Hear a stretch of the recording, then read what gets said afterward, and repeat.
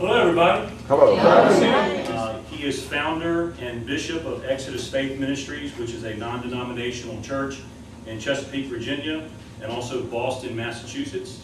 He taught law as an adjunct professor at Northeastern University in Boston and also Strayer University in Virginia Beach. He's been a local and national radio talk show host, and he has appeared on a variety of national media. Bishop Jackson and his wife of now 40 years, his wife Theodora, have 3 children, and he speaks around the country in churches and other venues such as this. So if you will, join me in welcoming Mr. Jackson.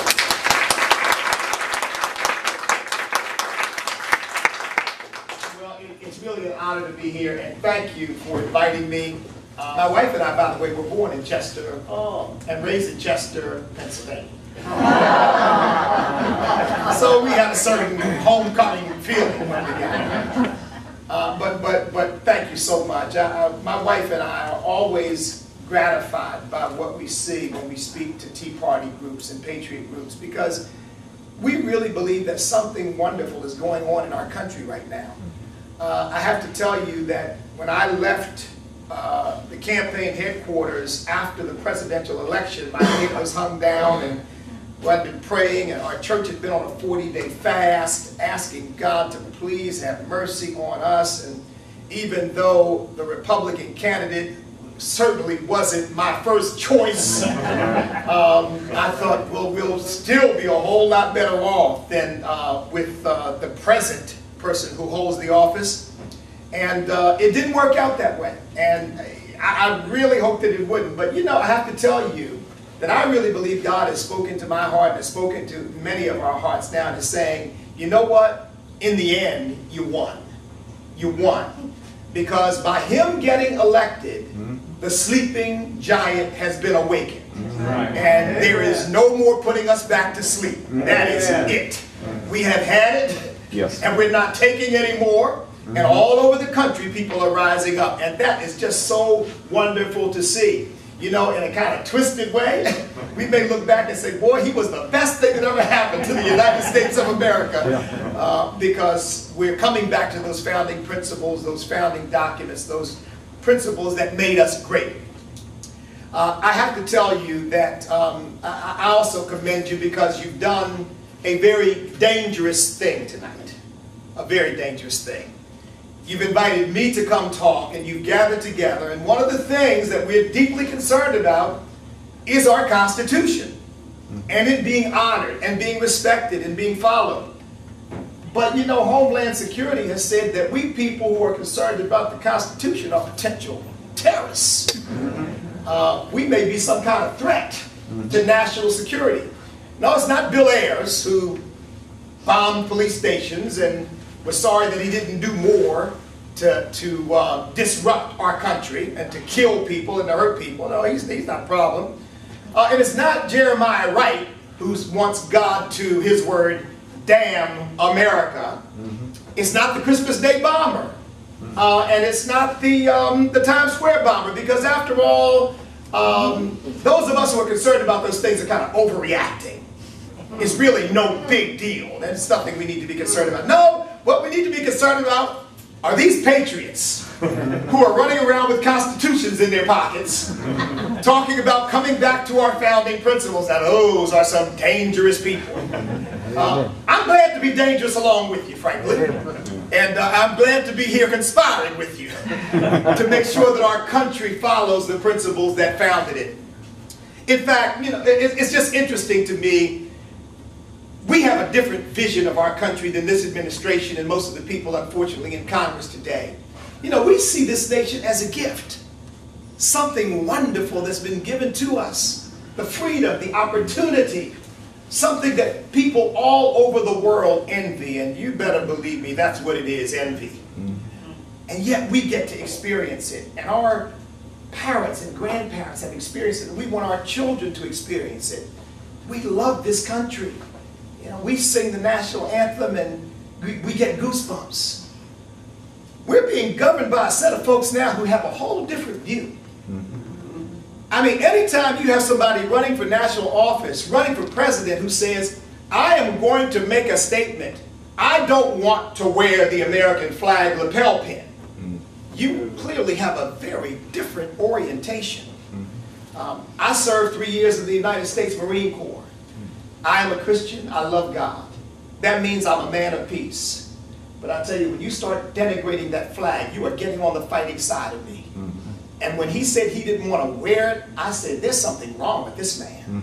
How can he love this country and say, I don't want to wear it? Of course, as always, once the hubbub started over that, suddenly he found room on his chest for the flag lapel pin. But you know, going around the world apologizing for America.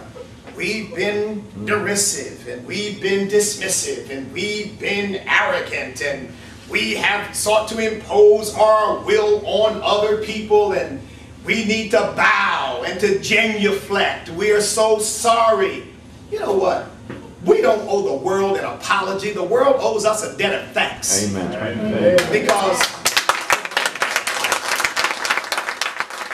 if it weren't for us, the world would perhaps right now be under totalitarian rule. It was the United States of America that stopped the march of Nazism, that stopped the march of Imperial Japan, that frankly stopped the march of Soviet communism and expansionism. If it were not for us, this world wouldn't know what it is to talk about freedom and liberty and opportunity. Now, we haven't been a perfect country, but I'll tell you what, I'll put the United States of America up against any country on the face of the earth, and I'm sure we will always come out on top. In fact, you know, it's interesting to me, and it makes you a little bit irritated and angry when you get people from Europe and other countries pointing the finger at the United States of America and calling us an imperialist country. You know, they need to review their history. I mean, the fact of the matter is, it was Germany that produced Nazism. And France, when Hitler took over, their leaders sat down with Nazi leaders and arranged for the deportation of the Jews.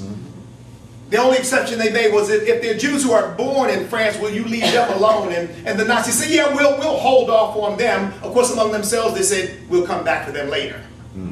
Now, you know, they said, but we didn't know that they were going to kill them. Well, you know they weren't taking them on vacation, that's for sure. I mean, so please, don't point the finger at the United States of America. Well, you know, we've had slavery, yes, but slavery's been a worldwide phenomenon. And in most Muslim countries, slavery still exists. And they're often enslaving Christians because Christians are second-class citizens in Muslim countries and are not worthy of being treated with the same respect and dignity with which Muslims are treated. And then they want to gather together on our land in the United Nations and make accusations against us. They better get a clue. And then you have the president of Mexico and our president standing beside him, and he comes and points the finger at Arizona and claims that Arizona is violating human rights, and our president, whom we elected, whose salary we pay, amens him and agrees with him. Well, we've got a message from Mr. Obama, and the message is this: come November 2012, your lease is up.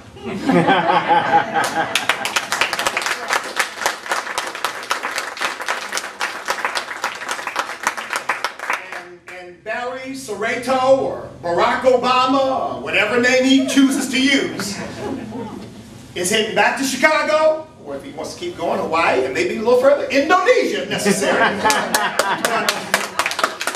He's getting out of the White House. We're going to remove him. No, we're not dangerous. We love our country, and we're concerned about it. And the only people we're a danger to are people right now who are in Congress and in the White House who are trying to spend us into oblivion. And come November 2nd, 2012, they're going to have a terrorist flight and fight.